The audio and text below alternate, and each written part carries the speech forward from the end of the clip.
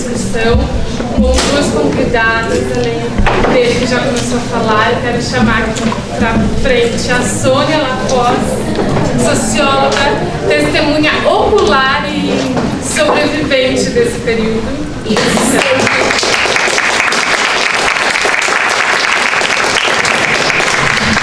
Cláudia Hoffmann, pesquisadora e historiadora do Centro de Apoio aos Direitos Humanos do Ministério Público, consigo falar tudo, e também integrante da Comissão da Verdade. Por favor,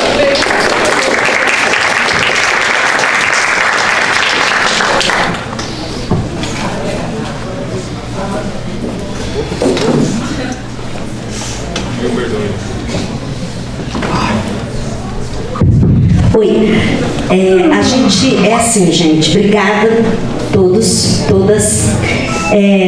A gente está registrando, a gente está gravando esses depoimentos. A gente já passou em 8, 7 cidades nesse circuito no interior do Paraná, que esse projeto é do Profício, da Secretaria do Estado da Cultura, tem o apoio da COPEL, e a gente está registrando esses debates para registrar mesmo, para que isso fique marcado, para que isso não se perca, para que isso não se passe uma borracha. A gente não sabe o que vai fazer com esse material ainda, mas para vocês todos saberem, a gente está gravando. Queria agradecer a presença de vocês todos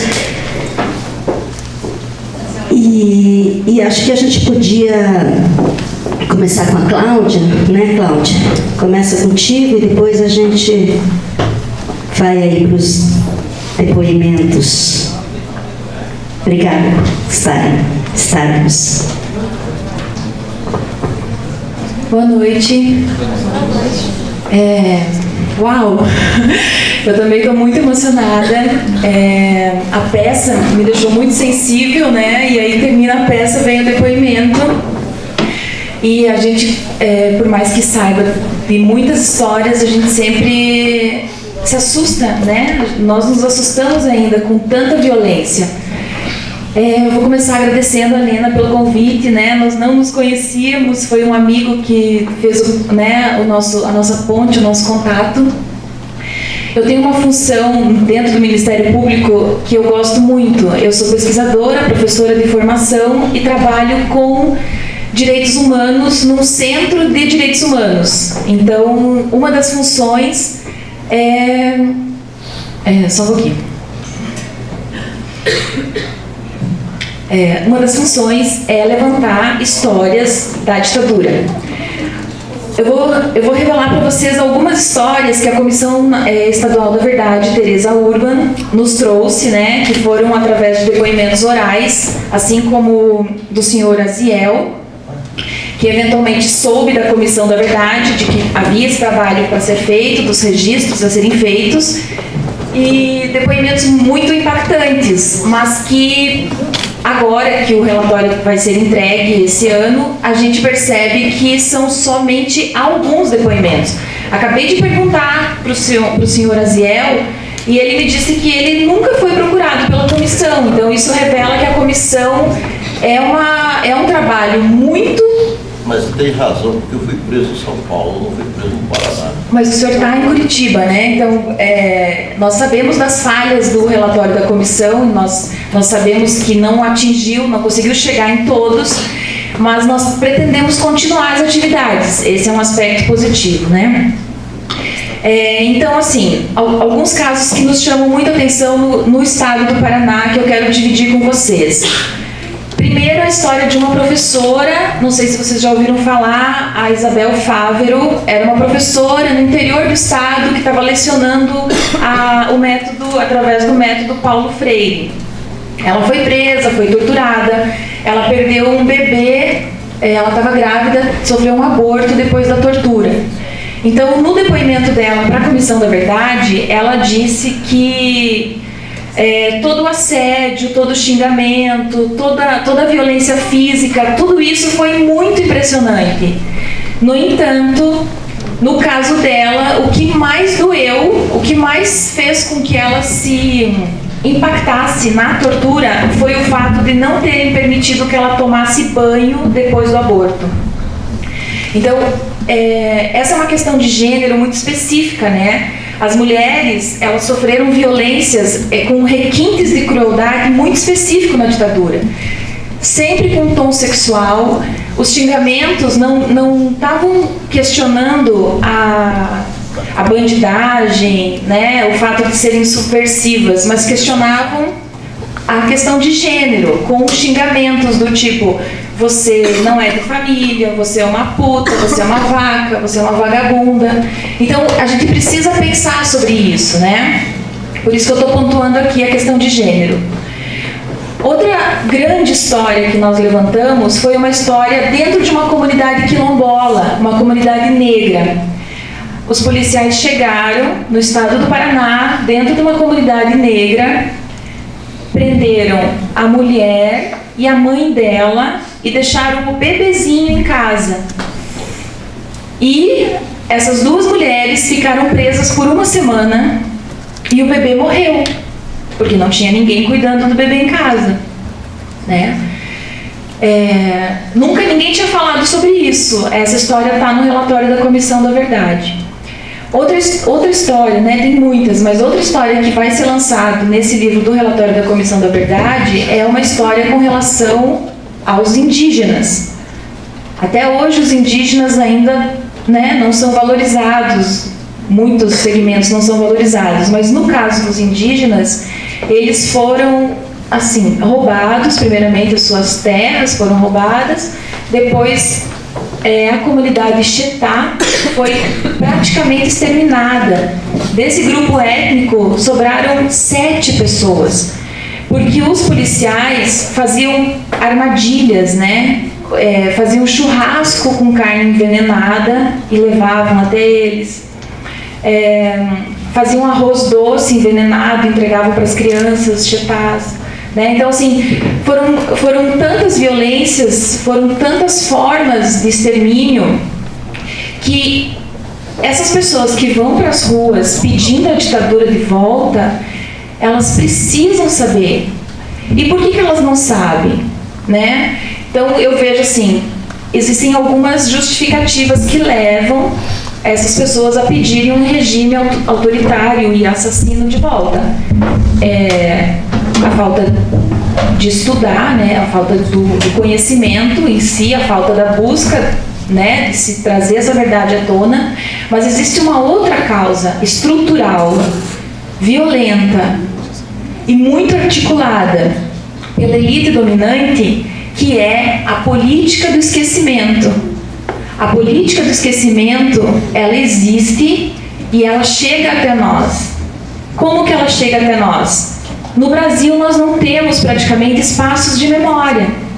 Se o Brasil olhasse para os países vizinhos, o Paraguai tem espaços de memória, a Argentina tem espaços de memória, o Chile tem muitos espaços de memória. A Sônia estava me falando que num ponto de ônibus fazem esse registro, né, no Chile. No Peru tem espaços de memória. Recentemente eu comecei uma pesquisa sobre os espaços de memória e eu descobri que na Colômbia, a Comissão da Verdade da Colômbia, ela existe permanentemente, ela não termina, não é como no Brasil, que teve um período que começou e um período para terminar. Na Colômbia, a Comissão da Verdade ela é permanente, eles publicam material anualmente e eles têm, por exemplo, uma equipe de 600 pesquisadores. Para vocês terem uma ideia, no estado do Paraná, a equipe era formada por 7, 8 membros, todos eles com as suas funções específicas de procurador de justiça, advogado, ou então professor da Universidade Federal. Ok, pessoas muito, muito qualificadas. Eu trabalho com essas pessoas, colaborei com o relatório, mas nenhuma se afastou das suas atividades para escrever o relatório. Percebem? O Estado faz uma política, quer o relatório da Comissão da Verdade, mas em que condições esses pesquisadores, esses profissionais têm para fazer um documento com tamanha importância? E aí eu questiono, a nossa Comissão da Verdade, as comissões da verdade no Paraná, no Brasil, elas são políticas de memória ou elas são mais uma política de esquecimento? escancarada, né? É como se o Estado forjasse todo um papel, toda uma história para se trazer à tona muitas histórias, e sim, acontece, nós trazemos muitas histórias à tona, mas infelizmente isso é apenas a ponta de um iceberg. De forma alguma chegou naqueles casos mais escondidinhos. Nós temos o Bob Notti, que é um grande personagem da polícia do Paraná, que hoje está aposentado e vive na praia. Nós entrevistamos ele disse que não quer falar disso, ele quer esquecer. Ele torturava crianças e adolescentes no estado do Paraná, mas ele quer esquecer. Por que ele quer esquecer? E por que ele pode esquecer? Porque nós ainda não temos uma sociedade civil articulada para cobrar do Estado, nos 3 poderes, para que isso seja revertido, para que a verdadeira história venha à tona. E não adianta a gente também pensar que tudo é culpa do Estado, né? Porque nós temos a responsabilidade também. Nós também temos que fazer o nosso papel, o nosso exercício de cidadania, o nosso exercício cotidiano de busca da verdade, e a gente precisa discutir isso, principalmente porque nós estamos vivendo a continuidade da violência. O estado de exceção permanece para negros, prostitutas, indígenas. Então a gente tem que pensar o que é esse estado de exceção e se ele não atinge a mim, mas a minha responsabilidade por ele estar atingindo um ser humano aqui do meu lado, né? É isso, pessoal. Estou à disposição para tirar qualquer dúvida, tá bem? Eu queria falar. Eu queria fazer um questionamento. A Comissão da Verdade do Paraná. Quem representa os presos políticos é os grupos Tortura Nunca Mais. Nós temos um grupo Tortura Nunca Mais no Paraná, representado pelo companheiro Narciso Pires.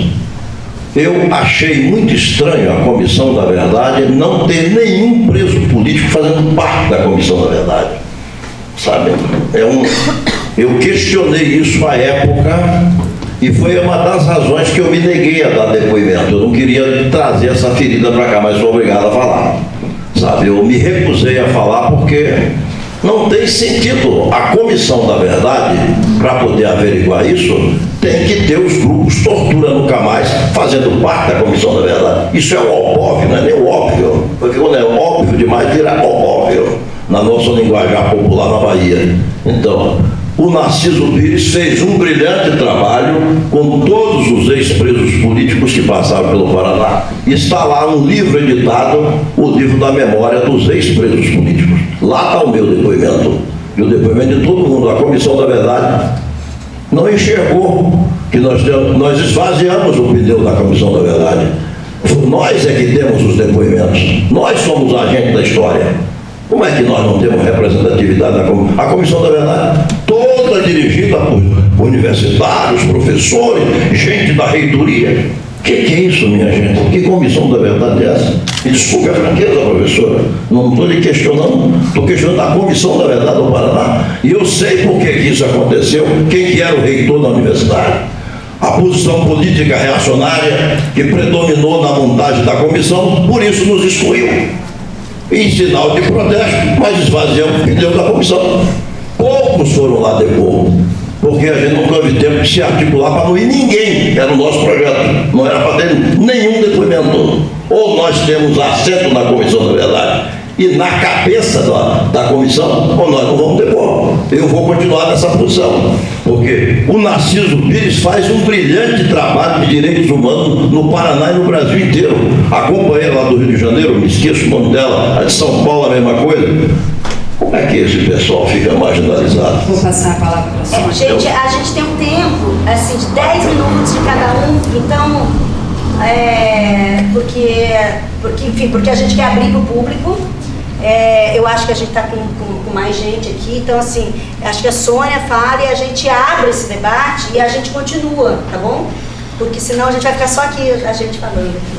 E a ideia é que a gente troque. Vou ser rápido. Boa noite, gente. Bom, vocês estão aqui. Meu nome é Sônia Lafoz. Eu vou começar com a frase de um sambista que eu gosto muito, Paulinho da Viola. ele tem um samba e Paulinho da Viola, a certa altura, diz o seguinte: meu pai sempre me dizia, meu filho, tome cuidado. Eu só penso no futuro quando eu lembro do meu passado. Né? É sintético, mas é bem isso, né? Eu acho que a peça faz um pouco esse retorno, um retorno que eu vivi. Né? Vou ser rápida na minha história. Eu posso dizer que eu nasci no exílio, porque meu pai já era um exilado da Guerra Civil Espanhola. Ele saiu da Espanha e foi para a Argélia. E na Argélia eu nasci e vim pequeno para o Brasil com 7 anos, e meu coração é brasileiro, absolutamente brasileiro, apesar de ter nascido em outro território. Vivi aqui grande parte da minha vida, entrei para o movimento estudantil, quer dizer, todo um processo parecido, né, com o que a Ariel estava colocando. Fiz o movimento estudantil e tive a sorte de não ser presa, apesar de aumentar, né, a minha participação e chegar à esquerda armada, enfim, fazendo uma série de atividades que na época a ditadura, né, não aceitava de jeito e maneira. Não fui presa, mas fui para o exílio. O meu primeiro país de exílio, evidentemente, foi o Chile, porque o Chile, né, naquele período da América Latina, vivia uma mobilização bastante grande em vários países. Né? Então você tinha uma esquerda, né, que tinha um papel, etc, etc. E no Chile eles conseguiram chegar ao poder e abriram, né, para os exilados morarem um tempo. Só que durou pouco, né? Em 71 eu saí do Brasil e em 73 eu saio do Chile e vou para a França. O que sobra disso, né? Sobra uma dor muito grande, né? Da perda. Eu acho que a peça diz isso muito, nos momentos, né, que o Paulo fala, a morte da Maria, né? Vários companheiros se suicidaram no exílio, porque o direito de vir passa a ser completamente questionado. Né? Você tem uma saudade enorme do teu país, num lugar onde você mal conhece a língua, onde você não tem possibilidade de trabalhar. Né? Eu até hoje tenho uma agonia com papel, com os papéis, né? Com registros, papéis, esses certificados de nacionalidade. Até hoje eu tenho, porque vai mudando de país. Cada vez você tem que mudar seus papéis, porque você é um não ser, né, que fica circulando por aí. Uma coisa, um não cidadão, né, que nem todos os países te reconhecem rapidamente, nem queiram, né, te reconhecer. Então, a gente vive numa situação que eu chamo de provisório no exílio. Tudo é provisório. Né? O teu papel é provisório porque não é o teu papel de verdade. Né? O teu trabalho é provisório porque amanhã, quando você consegue trabalho, é provisório porque amanhã você pode voltar para o Brasil, de repente está uma possibilidade de voltar para o Brasil, acaba a ditadura e você volta. Né? Então, é uma coisa que não tem fim, né? Você não consegue ver o começo, meio e fim. É só quando você consegue voltar para o Brasil depois da anistia. Então, na verdade, eu voltei, né, da França depois da anistia e vim morar em Cuiabá. Passei 2 anos em Cuiabá, que era o lugar onde eu consegui trabalhar, tinha um emprego. Porque quando você volta também não é fácil, mesmo anistiado, né? É difícil você se reencontrar. Eu fiquei 10 anos fora do país. Eu me lembro quando eu cheguei no Rio de Janeiro, né, eu falei, gente, não é a mesma cidade. Você tinha toda uma região do Rio de Janeiro lá para baixo, na Barra, que não existia. Era mata, era praia, deserto.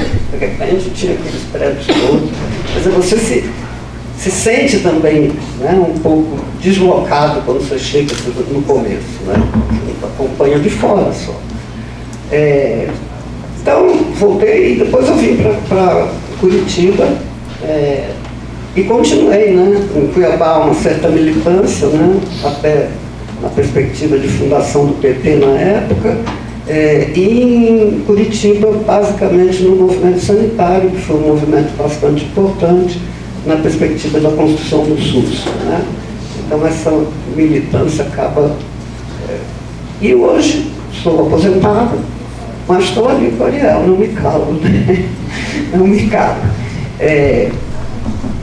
E uma coisa que eu queria dizer quando o Ariel interviu agora há pouco, eu acho que é importante notar que a história é sempre contada pelos vencedores, não pelos vencidos, né?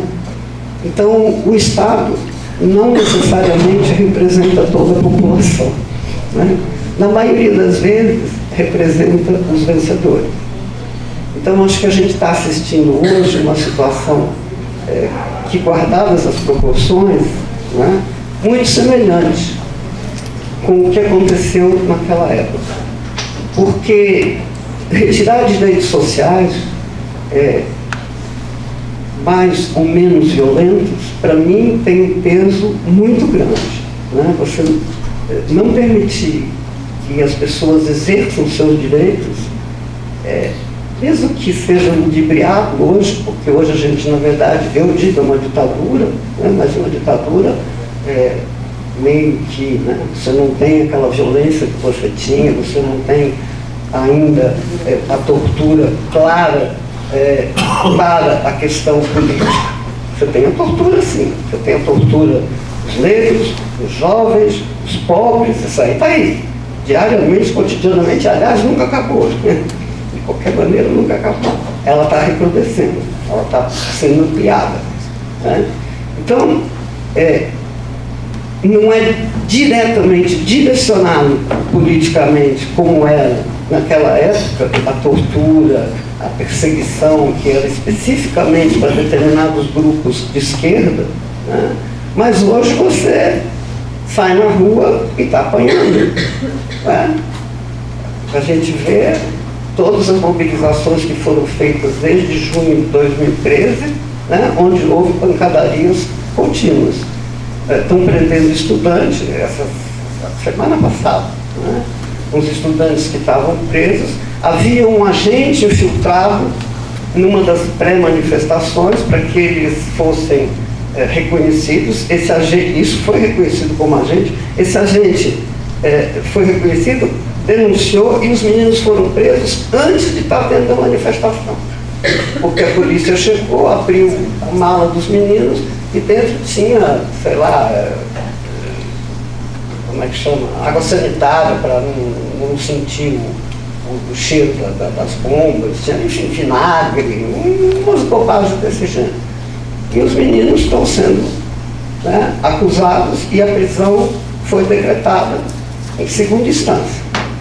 Né? E o infiltrado foi reconduzido para a Polícia Federal. Ou seja, a coisa está ficando meio difícil. Né? Então, é muito importante que a gente olhe para isso, que a gente pense nisso. As comissões da verdade, todos os espaços, sejam eles institucionais ou não, eu acho que a gente tem que dar valor, fortalecer, fazer com que eles aconteçam, para que a gente, nessa memória, resgate até a possibilidade da análise do que está acontecendo hoje, sem deixar de olhar para o hoje. Porque também não adianta a gente ficar chorando os nossos mortos. A gente já os chorou. Eu acho que chorar os mortos para que não aconteçam outros. Né? Nesse sentido, eu acho que a gente tem que analisar bem o que está acontecendo hoje no país. Não é à toa, né, que depois de anos de um processo democrático, guardadas as proporções, independente das linhas políticas, né, tênues da esquerda que está aí, né, guardadas essas divergências. De qualquer maneira, hoje a gente está atravessando um momento político sério, com interesses internacionais de caráter muito sério, né? Um movimento de esquerda embasbacado, sem saber o que fazer, né? Nós estamos no silêncio, na verdade, né? A gente tem muito pouca mobilização em discussão, né, do que está acontecendo, e a gente precisa ter essa leitura, porque senão o Brasil vai afundar de novo a ser um país subdesenvolvido, uma peça canta, musiquinha, agrário exportador, né? Nós vamos voltar lá para o tempo do Getúlio Vargas, gente. Nós vamos oferecer carne, soja e a nossa industrialização, e os nossos trabalhadores, né? E os nossos quilombolas, e os nossos índios, nossos indígenas. Está aí a renca, né? Não sei se vocês estão acompanhando, mas é importante que acompanhem. Está aí, estão dando metade do Amapá e da Amazônia. Para quem? Para mineração? Esqueceram o que aconteceu com o Rio Doce? Esqueceram? Né? Que vantagem Maria leva para a classe trabalhadora brasileira? Nada. É para encher os bolsos, né, do capital. Esse capitalismo internacional que está rolando hoje. Nós temos o quê? Né, nos Estados Unidos. Quem que está lá? Né? O Trump quer o quê? A gente não pode desligar a situação do país com o resto do mundo. A gente está entrando num processo, né, onde o neoliberalismo, que é esse modelo aí, né, que quer uma previdência do jeito que o Temer quer, né, que quer tirar tudo que a gente tem, tudo que o trabalhador tem. Então, é grave. Eu acho que, evidentemente, eu nem preciso falar de novo para os meninos aqui, né, que cada vez que a gente apresenta essa peça, cada vez que eu estou junto com eles, né, é uma forma da gente falar, é uma forma da gente não se calar, e eu acho que cada um de nós, os seus espaços, né, seus espaços de trabalho, seus espaços de estudo, tem que estar levantando essa questão, porque eu imagino que a única solução é que haja uma mobilização a ponto de tirar o Temer e tirar essa situação do jeito que está. Eu me entendo assim e acho que é louvável que cada um no seu pedaço possa, pelo teatro, pela literatura, pelo trabalho, levantar essas questões com os seus grupos, né? E é tranquilo fazer isso, porque todo dia tem notícia de jornal para a gente questionar. Eu vou ficar por aqui, qualquer pergunta eu estou disponível, tá bom?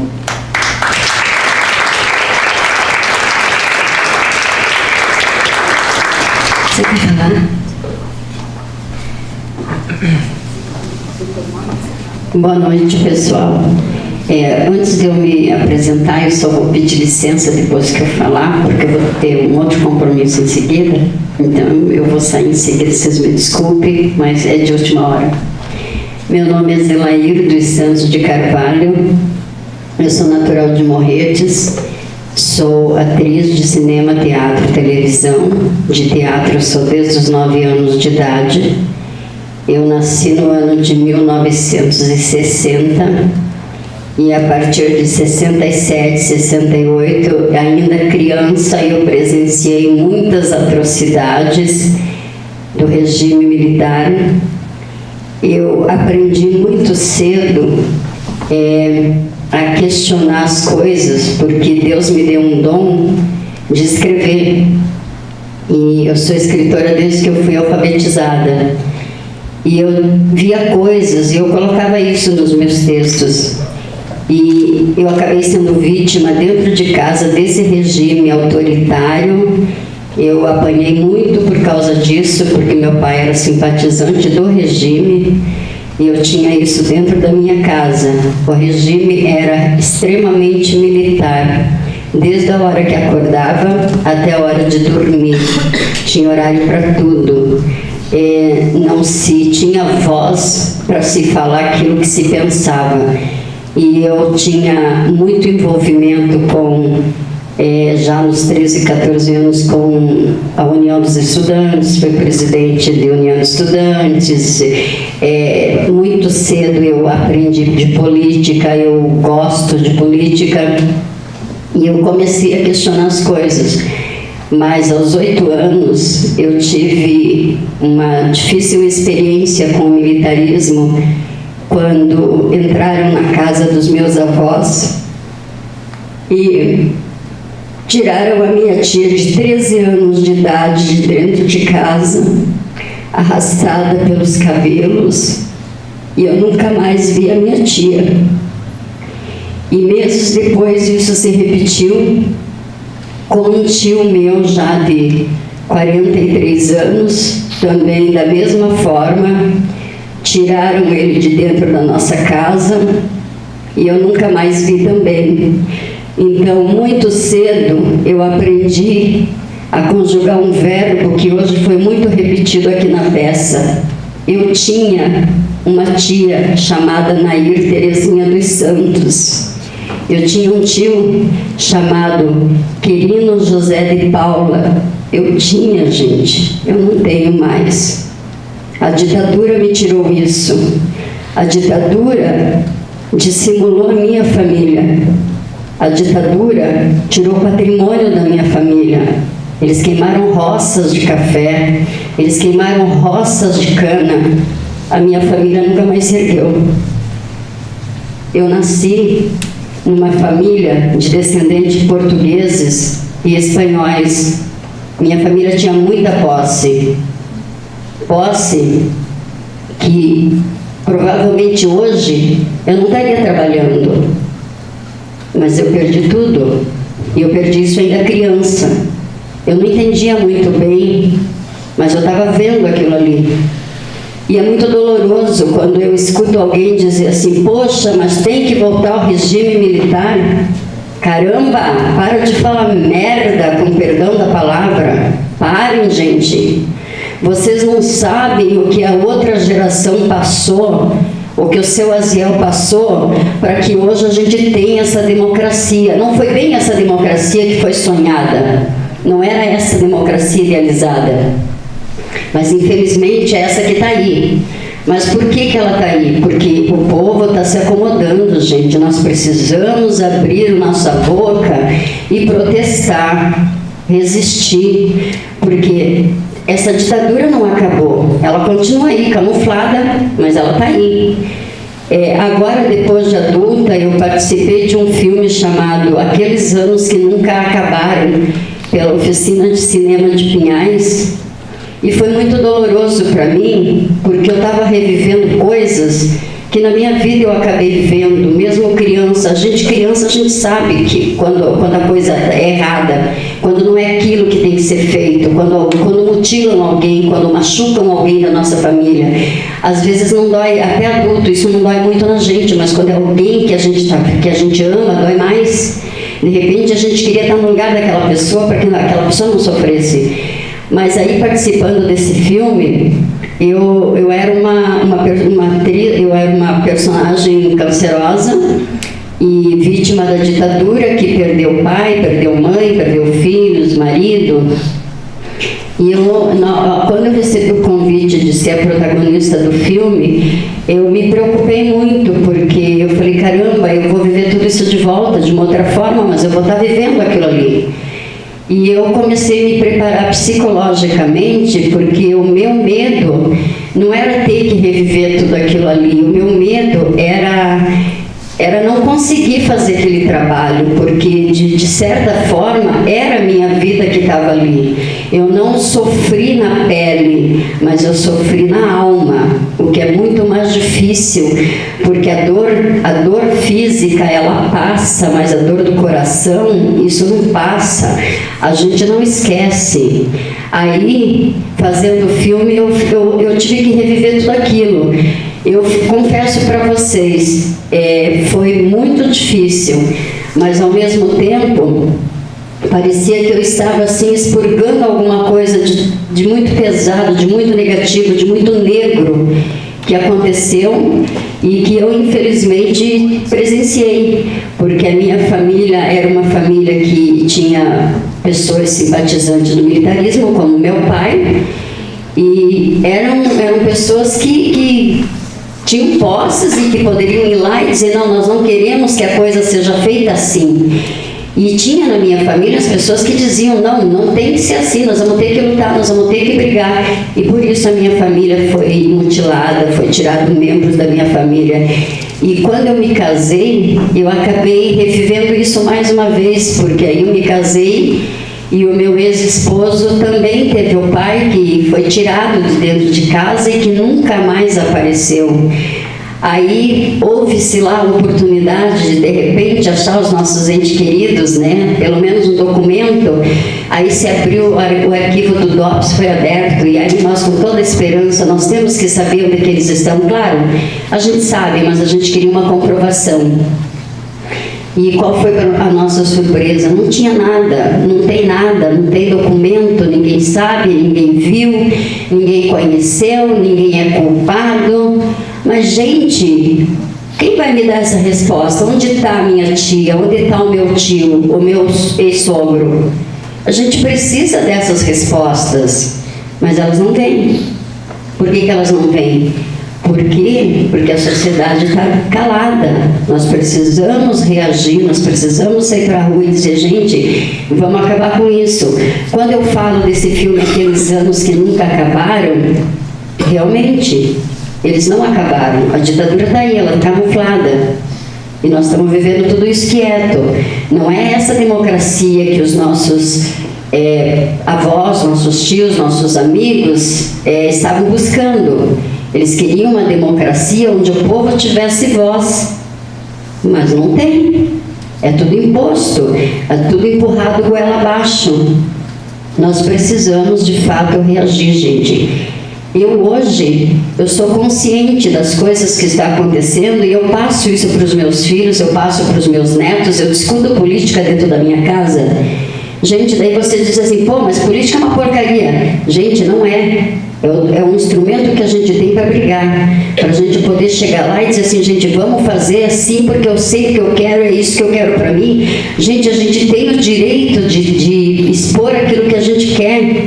É o nosso direito garantido na Constituição. Poxa, se a gente não quiser a política, a gente não pode ter mais nada, nem desejar mais nada na vida, porque a gente precisa fazer política para que a gente seja ouvido. Aí você diz assim, mas poxa, a pior coisa que tem é votar. Gente, não é. Foi para isso que foi brigado lá na frente, porque vocês precisam votar? Sim, a gente vai lá, vota. Agora a gente só tem que saber escolher. Mas para que a gente tem que saber escolher? A gente precisa ser participativo. Porque numa sociedade democrática, para que é a democracia? É para que todos participem e para que todos tenham voz. Vamos aproveitar desse nosso direito de protestar, de falar aquilo que realmente a gente quer.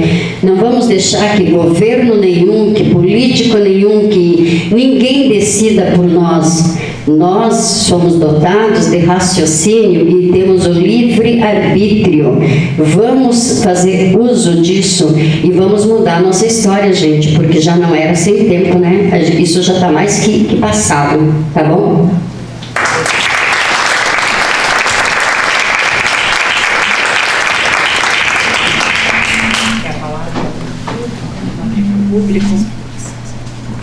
Eu acho que não precisa de microfone, Precisa.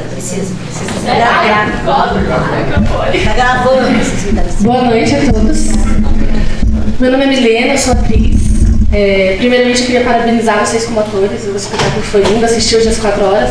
Já fiz isso, né? Mas vamos ver novamente. Foi lindo, foi emocionante. De uma estética muito bem pensada. Eu adoro mala de cena, uma coisa linda. Mas eu queria começar falando que eu não gosto mais de falar. Ai, vou chorar. Eu sempre fui muito envolvida nessa área, porque minha mãe é a louca da política. Minha mãe, quando ela era mais nova, subia em cima daquelas carreadas, bem louca no microfone. Então isso veio pra mim. E eu sempre participei do Grêmio na escola e eu era sempre a diferentona. Eu falava, não, gente, mas olha o que estão fazendo, não, vamos pra frente. E recentemente, no protesto dos professores, eu estava com alguns professores meus, colegas pessoais meus, e tinha uma professora nossa que ela estava grávida. E a gente estava bem na frente assim, do protesto, e aí os homens que foram para frente falaram, não, vão vocês para trás, e a ideia era que os estudantes ficassem na frente para mostrar que os estudantes estavam lá, e não só os professores. Só que a gente não conseguiu ficar lá porque tava horrível. E aí eu lembro que o meu professor foi para frente e essa minha professora veio para trás com a gente. E a gente já estava muito nervoso e aí eles pediram, gente, não avancem, estavam pedindo para os policiais, porque a gente não quer sair daqui, mas não avancem para cima da gente. E aí daqui a pouco veio um caminhão, acho que era de água, sei lá, e eles começaram a atirar, só que era assustador, porque eles não estavam tipo, vamos atirar para espantar a galera, eles olhavam pra gente e miravam as armas, assim, eu falei, meu Deus, eu tô numa guerra, o que é isso? E daqui a pouco eu ouvi a minha professora gritar e ela levou um tiro nas costas, tipo, muito próximo do neném, não sei como ela conseguiu ganhar o neném bem, graças a Deus ele tá bem.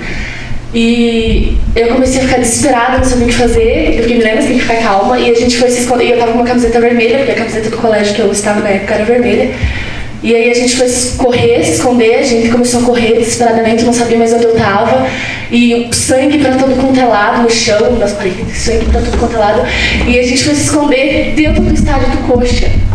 E daqui a pouco veio uma galera, isso é engraçado agora, veio uma galera do Coxa e eu de vermelho. Só que eu nem me toquei. Eles falaram, o que um atleticano tá fazendo aqui dentro, não sei o que lá. Eu falei, não, moço, pelo amor de Deus, tá fugindo da polícia. Tá fugindo da polícia ainda, mas não sei o que lá, não sabe chegar. Eu não, ela tá sangrando, ela vai morrer, pelo amor de Deus. Aí me ajudaram a tirar a professora. E eu lembro que os prédios começaram a abrir e ajudar a galera a entrar. E me deixa muito, muito triste ouvir essas histórias e saber que hoje tem pessoas que defendem é ridículo dizer isso, uma pessoa que quando vai justificar um voto sobre um golpe, né, que eu sei e defendo isso até o fim, que foi um golpe, ele diz que ele cita Ustra como um grande homem, como uma grande pessoa, e hoje a gente tem registros de que na época eles não consegui nem falar, eles enfiavam ratos na vagina das mulheres. Como alguém pode, eu não entendo, como pode alguém querer que uma pessoa desse tipo entre no governo, desse naipe entre para governar e falar por mim? Esse cara nunca vai falar por mim, e acredito que, não sei se tem alguém aqui que pensa diferente, mas às vezes tem, né? E aconteceu, acho que tem alguém aqui, eu vi alguém que estava aqui, enfim, a gente foi assistir um espetáculo semana passada e houve um debate sobre certo e errado, porque a peça falava sobre isso, e uma pedagoga nossa defendeu, ela falou, as coisas podem ser além do certo e errado, foi algo desse gênero. E quando a gente saiu, tinha uma pessoa que é meu amigo, inclusive, ele tem um posicionamento político de direita muito forte, ele tem muito conhecimento, mas é um conhecimento que muitas vezes não serve para nada. Porque ele tem esse posicionamento e ninguém tira isso da cabeça dele. Então ele foi pra cima da minha professora e daí todo mundo teve que segurar. E ele defendendo que não, que a ditadura não foi isso que as pessoas falam, como que é o nome direito? É comissão? Comissão da Verdade. Como a Comissão da Verdade fala, que a Dilma e a corja da Dilma, eles explodiam bancos e que eles eram ladrões e que tinha que fazer isso mesmo. Então, quando eu escuto isso, eu fico mais triste ainda. E eu acredito que nós jovens, hoje o pessoal jovem está nesse movimento, eu fico muito feliz. Nós temos que mudar isso e mostrar para essas pessoas, porque eu não acredito, eu não consigo acreditar que eu sou uma pessoa muito boa, eu sou muito humana, eu busco sempre ajudar as pessoas. Eu não acredito que alguém que pensa dessa forma, defender essa pessoa, defender a ditadura, defender o regime militar novamente, eu não acredito, não consigo acreditar que essa pessoa conhece esses fatos que nós conhecemos. Porque se uma pessoa conhece tudo isso, sabe tudo que essas pessoas passaram, ouvem esses depoimentos, ainda assim conseguem defender, não é humano, gente. Não tem como, não pode ser humano. Então eu acredito que a Comissão da Verdade agora, não sei quanto tempo tem, mas tem esse grande, ai meu Deus, esse grande lugar de mostrar para as pessoas o que realmente aconteceu. Porque se as pessoas soubessem mesmo, hoje nós estaríamos com as panelas, né? Porque quanta gente teve. Gente, como foi gigante aquele protesto. Foi até bonito de ver. Eu achei lindo aquele mar de gente, fora Dilma. Eles poderiam agora estar por fora Temer, por fora Bolsonaro, se eles soubessem o que realmente está acontecendo. Eu acredito que essas pessoas não têm o mesmo conhecimento dos fatos que eu tenho. Eles não leem as mesmas coisas que eu li. Recentemente um palhaço foi preso porque ele falou algo sobre os policiais aqui do estado do Paraná serem comprados pelo governador Beto Richa. E ele foi preso por desacato à autoridade, porque não sei o que lá. Então assim, a gente está vivendo novamente o silêncio, a gente tem que se calar, a gente não pode falar. A gente fez uma fala no IFPR, quando estávamos ocupando as escolas, e tinha uma pessoa filmando. E aí eu fiz uma fala, é que agora eu me acho burra. Eu falei, governador Beto Richa, nós sabemos sim o que está acontecendo, porque ele foi a público falar que os estudantes não sabiam que ele estava fazendo ocupando as escolas. Eu fiquei com muita raiva. E aí eu olhei pra câmera, Beto Richa, a gente sabe sim. E aí de repente eu comecei a receber um monte de ameaça no meu Facebook. Eu fiquei, meu Deus, eu vou sair, eu vou morrer. E aí ela, sou esquerdopata, sou petista, né? Enfim, xingamentos bem educados e gentis. Enfim, não vamos nos calar, gente, pelo amor de Deus. Tá. Isso aí. Vamos lá, gente. Parece que tem um discurso que a gente está voltando para essa parte, né, da história de novo. E como é que a gente não volta? Porque dá medo de ir para a rua, dá medo de falar. Onde que está, será, essa ação que a gente pode estabelecer? Como que a gente pode fazer, né? A gente está aqui agora, nesse momento, fazendo isso, reverberando, como a Sônia falou, para as outras pessoas dos lugares onde a gente articula, troca. Mas como que a gente... Será que a gente consegue parar? Será que a gente dá conta de parar esse sistema que já está acontecendo politicamente? Tem que dar. Não dá nem para pensar nisso. Tem que tocar no cotidiano. Não, tem que resistir, né? Não dá nem para pensar que a gente pode não conseguir ou conseguir. Agora a questão a gente acredita nisso. A gente quer esse mundo melhor. E aí para essa luta, né? Mas quando vem para os nossos discursos, parece que as coisas estão se repetindo. Eu posso, talvez, dar uma resposta? Sim. Olha, gente, esse golpe é um dos golpes mais bem pensados que eu já vi na minha vida. E esse golpe não é gestado só aqui dentro. Esse golpe é gestado fora daqui. O capital internacional que não tem pátria, certo? O dinheiro de fora, muito dinheiro de fora, certo?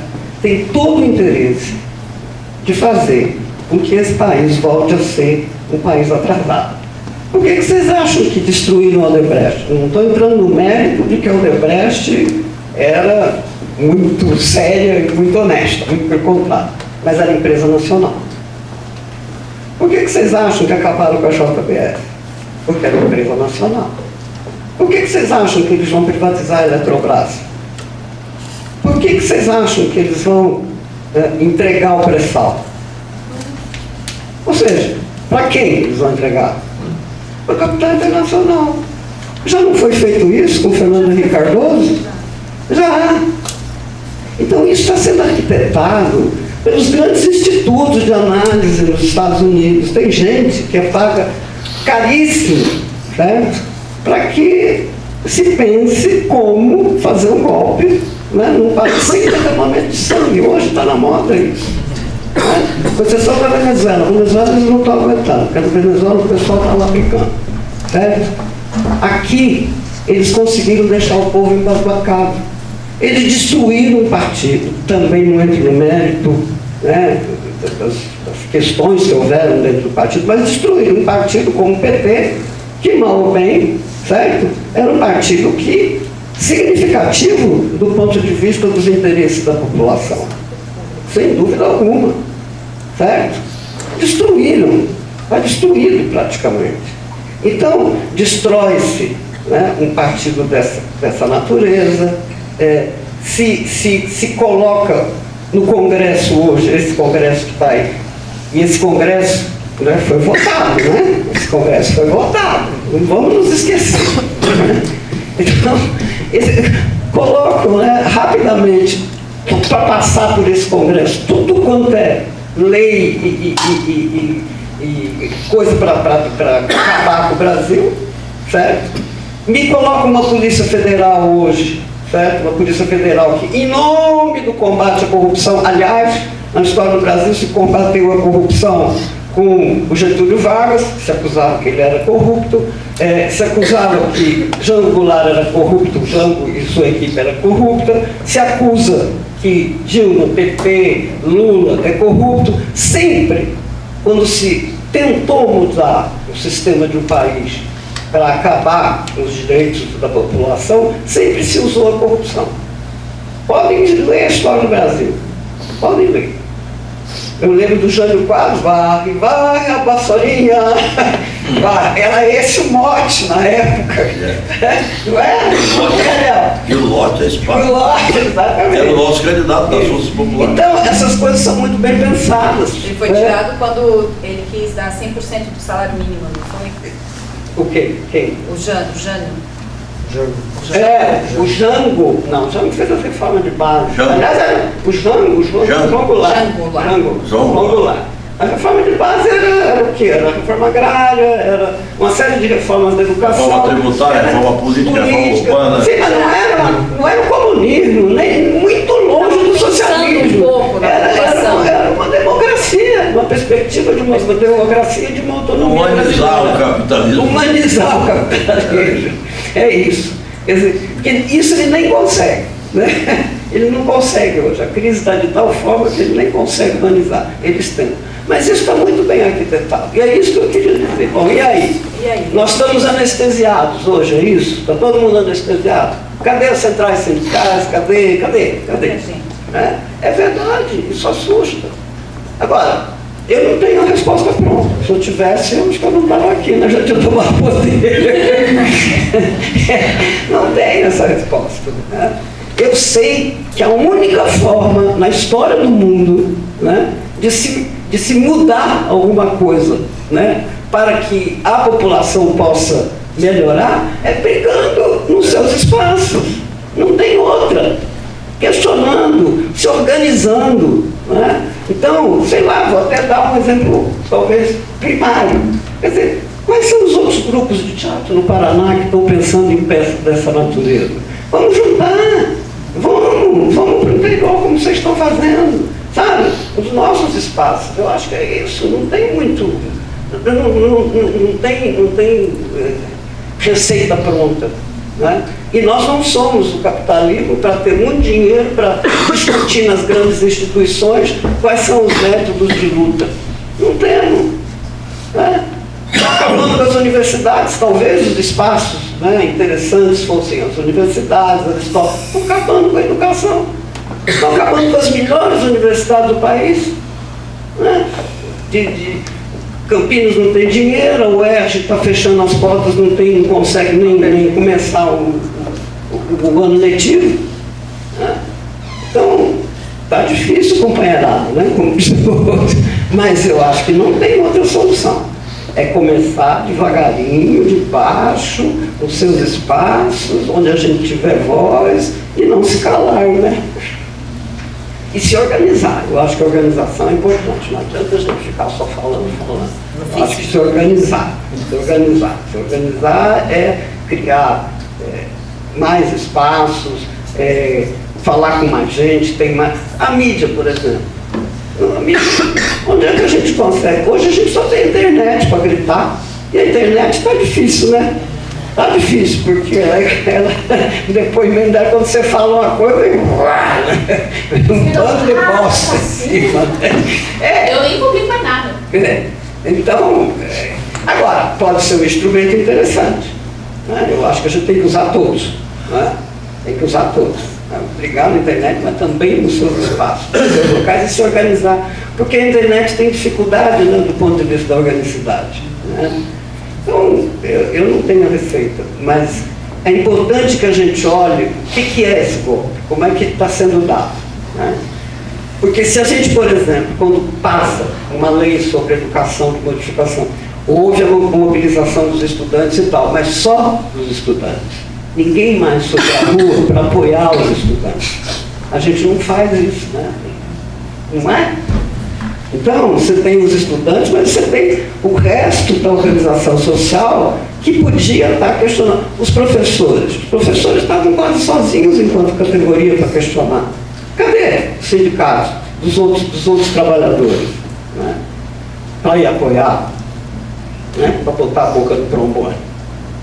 Então, eu não tenho a receita, como eu disse, mas eu acho que é por aí, né, os nossos espaços.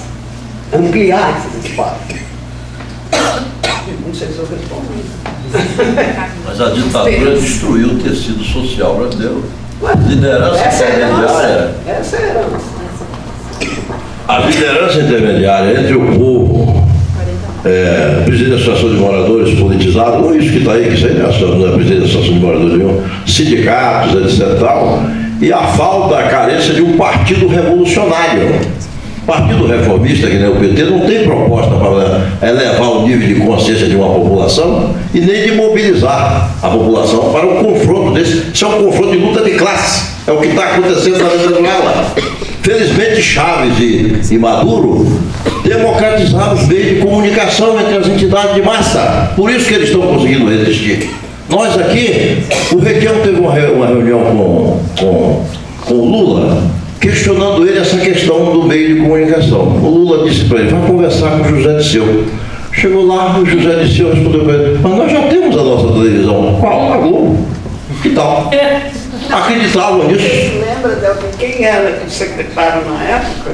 Era Franklin Martins. Sim, tiraram o Franklin Martins. Tiraram o Franklin Martins. Que era o melhor quadro desse país, dessa área de comunicação. Então, o PT, eu não faço essa crítica abertamente, mas o PT, eu tenho críticas terríveis ao PT. Eu nunca fui PT. Eu sou do PMDB, do Bloco do Requião até hoje. Eu não saí do PMDB. O Requião, para mim, é o quadro mais avançado político que tem o mandato do país. O mais consequente que eu vejo é ele. Lá no Senado da República, ele é o líder da bancada do PT. Não vê isso que ele não quer. Ele dá a direção política para o PT, né? em Brasília. É o Requião. Então, agora, não temos essas lideranças intermediárias, o regime militar. Eu cansei de ver pai de aluno dizer para mim, eu não quero que você se dê com meu filho, você é um perigo. Isso quando eu tinha 17, 18 anos de idade, não quero amizade com você, filho. Prefiro que o meu filho se vicie em droga do que se meter em política, porque naquela época se meter em política era botar a cabeça na guilhotina, era isso mesmo.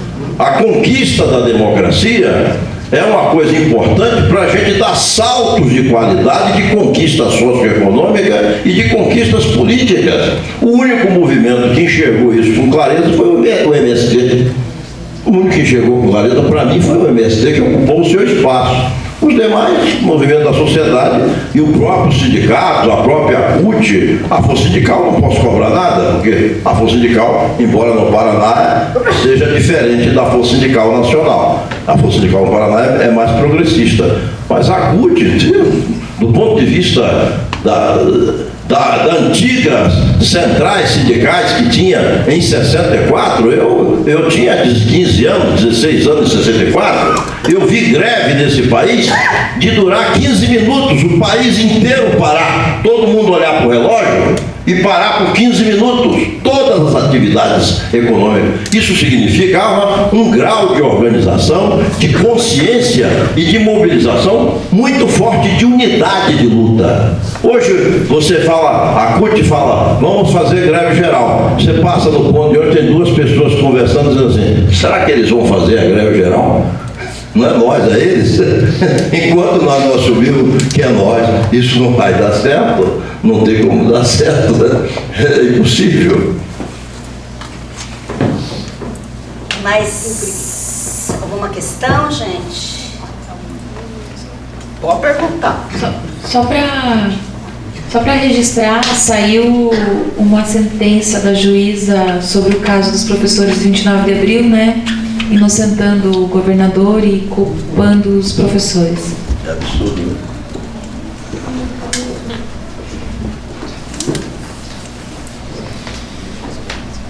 Então, encerramos, né, gente? Acho que tivemos bastante coisa, né? Forte. Né? Sempre, Mas vamos gritar mais uma vez, né? É. Por favor, vamos lá. 1, 2, 3. Na verdade, aproveitar por trás essa história e cumprimentar o grupo, né? É claro que assim, para quem não viveu bem aquele momento, talvez até um pouco de dificuldade de entender o contexto, né, que o grupo se encontra aí. Aquele tiroteio lá no Chile, quer dizer, imagino que vocês estavam lá no período do Salvador Allende, né? E fazer até uma referência que agora nós vamos entrar no mês de setembro. Dia 11. Aniversário. 11 de setembro. Sim, exatamente, mas o que acontece? Eu, no dia 11 de setembro, no ambiente do trabalho, eu pergunto, gente, o que lembra o 11 de setembro? Ah, lá o bombardeio, lá nas Torres Gêmeas. É desse jeito, né? Então, com o pessoal que não viveu muito isso, vai exatamente esquecendo esses momentos que foram cruciais, né, na construção de uma sociedade socialista, vamos dizer assim, que era a questão da defesa lá do Salvador Allende. E nós estamos comemorando agora, entramos em setembro, para comemorar o 7 de setembro. Do mesmo jeito que sempre se comemorou, com aqueles desfiles ridículos, entende? Coisa muito complicada, porque na verdade eu vivi um ano aqui em Pinhais, eu já não participo, né? Vi uma escola municipal com uma faixa homenageando a nossa escritora Helena Colodi, acho que é, né? A Helena Colodi, e a marcha dos tambores é a militar. Entende? Uma contradição absurda. Então nós não conseguimos sair nem desse impasse, né? Entende? Você desfila com os estudantes sobre a marcha do regime militar. Então, na verdade, isso é uma coisa muito forte, né, no nosso dia a dia. Se a gente não conseguir superar nem isso, né? Então, essa compreensão do processo da história, ele fica realmente difícil, né? E realmente, eu, por exemplo, claro, vivi no período da ditadura, mas eu também tinha essa idade aí, uns 15 anos. E na época, exatamente, a acusação era contra o comunismo, né? E, imagina, nós, o Brasil católico, né? Eu, família católica, etc e tal, realmente levava o medo danado, né? Mas a minha militância, que começou lá em Porto Alegre, né?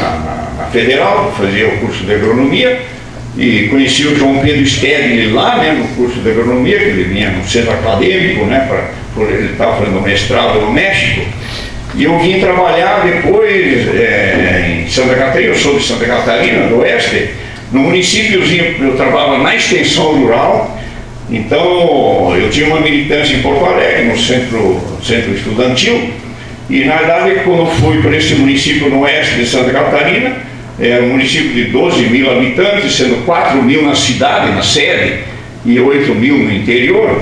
E eu recebia o Em Tempo, que era um jornalzinho da DS, né, lá do Raul Ponte, do grupo do Raul Ponte, de Porto Alegre. Assinava uma revista internacional socialista, recebia lá em Saudades, imagina, né?